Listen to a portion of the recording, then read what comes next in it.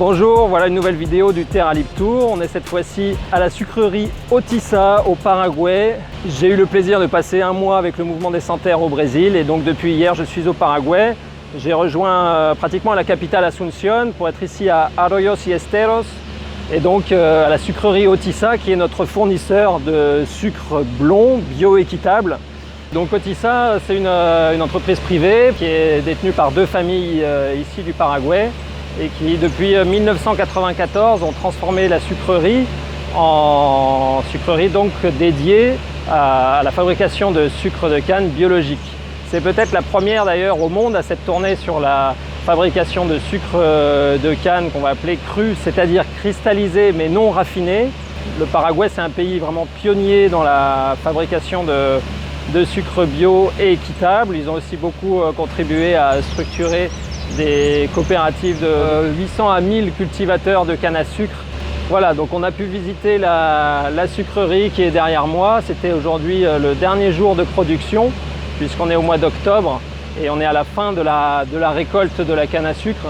Les cultivateurs de canne à sucre vont mettre ensuite d'autres productions dans les champs, notamment du melon, des pastèques. Et donc on a pu visiter cette sucrerie qui est quand même un outil clairement industriel, assez loin de ce qu'on a pu visiter à la Copavi, qui fabrique eux du sucre de canne complet, le mascavo.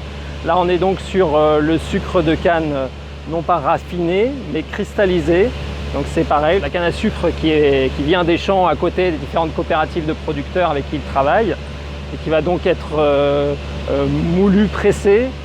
Ce jus de canne à sucre, on va ensuite le faire chauffer, mais également donc y ajouter de la chaux qui va permettre de faire baisser, notamment de récupérer tout ce qui est le phosphore qui vient de la canne à sucre et qui enlève beaucoup de la couleur de la mélasse, du jus de canne. Et donc c'est là où progressivement le sucre va s'éclaircir. On va décider si on veut un sucre plus ou moins clair, donc qui va aller du brun au roux et blond, le Golden Light qu'on a nous aujourd'hui à Terra Libra. Ça va passer par différents systèmes, notamment de centrifuge pour cristalliser, faire en sorte qu'une fois que le sucre a été lavé, il va se cristalliser. Ça fait vraiment une grosse centrifugeuse qui va l'assécher en même temps et c'est là où on obtient les granulés de sucre. Donc c'est un outil quand même relativement industriel pour une des matières premières les plus échangées au monde. Si on parle de milliers de tonnes, dans l'entrepôt aujourd'hui c'est plus de 6000 tonnes de sucre en sac de 25 kg qui sont exportés un petit peu partout dans le monde sur un marché forcément très tendu, sur des matières premières qui sont très demandées. On a des acteurs comme Coca-Cola ou Nestlé qui détiennent une très grande partie du pouvoir sur ces échanges des matières premières, puisque par exemple Coca-Cola représente un quart ou un tiers de la demande de sucre mondiale.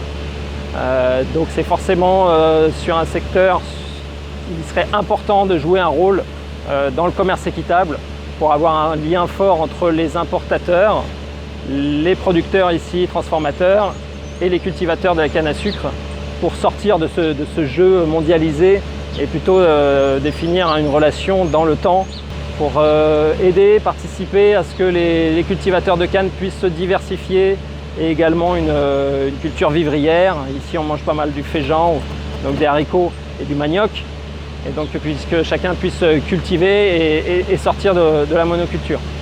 Et puis il y a aussi qu'ils sont dépendants au Paraguay du fleuve Paraná en fait, qui rejoint Asunción à Rio de la Plata près de Buenos Aires. Et en ce moment le niveau du fleuve est très bas, donc les cargos ne peuvent pas circuler.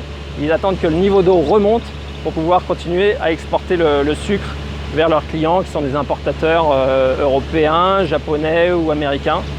Voilà, c'était une nouvelle étape du Terra Libre Tour à la sucrerie Otissa près de Asunción au Paraguay, dans un environnement plutôt industriel, mais qui nous permet effectivement de vous proposer cet excellent sucre blond bio-équitable.